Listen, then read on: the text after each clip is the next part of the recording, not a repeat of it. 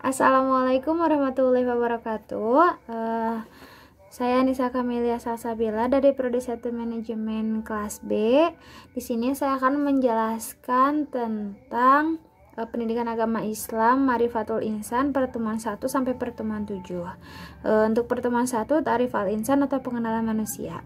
Manusia itu telah Allah ciptakan dari ruh dan juga tanah, dan Allah telah memberikan kita unsur, yaitu ada unsur hati, itu untuk membentuk kemauan, keputusan, lalu ada kehendak dan kebebasan memilih, lalu ada akal. Akal itu yang membantu kita untuk memperoleh pengetahuan, dan juga jasad itu sebagai visi kita untuk melakukan ibadah, melakukan hal-hal yang baik. Nah, yang kedua, hakikatul insan dan atau hakikat manusia.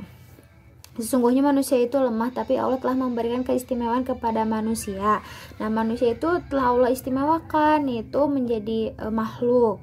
Lalu diistimewakannya, dimuliakannya dengan cara ditiupkan ruh, dibebani dengan ibadah dan menjadi khalifah di muka bumi ini, bebas memilih ingin menjadi manusia yang baik atau tidak, dan balasan. Setiap perbuatan yang kita lakukan di dunia ini akan mendapatkan balasan. Seperti tadi kita bebas memilih mau ingin menjadi manusia yang lebih baik atau tidak, yang akan lebih baik akan mendapatkan surga, dan apabila menjadi manusia yang buruk ya akan mendapatkan neraka.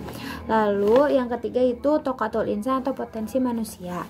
Allah telah memberikan potensi manusia itu sama semuanya, tapi tergantung manusia tersebut ingin menggali potensinya atau tidak. Nah, Allah telah memberikan kita 3 potensi: hati, pendengaran, dan juga penglihatan. Hati itu seperti rajanya. Apabila hati kita baik, maka akan baik juga segala perbuatan kita, akhlak perbuatan kita. Dan apabila hati kita buruk, maka akan buruk juga akhlak perbuatan kita. Nah, potensi pendengaran juga penglihatan.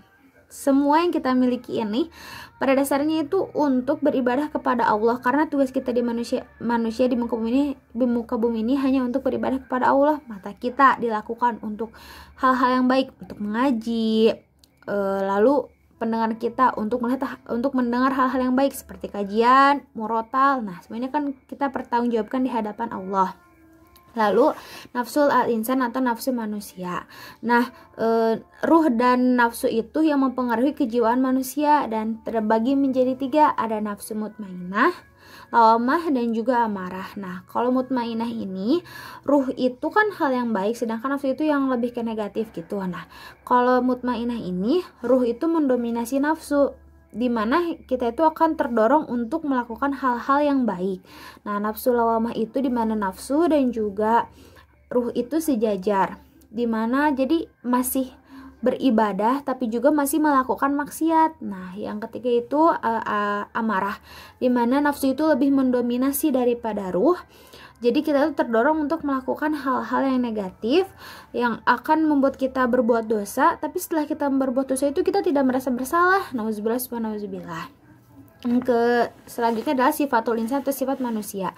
Allah telah memberikan 2 jalan kepada manusia, itu ada jalan yang takwa, jalan yang baik, membersihkan jiwa, yang akan menjadikan kita manusia yang sukses, dan juga jalan yang fujur atau jalan yang mengotori jiwa kita, yang akan membuat kita menjadi manusia yang merugi. Nah, jalan yang takwa itu seperti sabar, penolong, pemurah, baik, suka menolong, amanah apabila diberi amanah, dan juga jujur.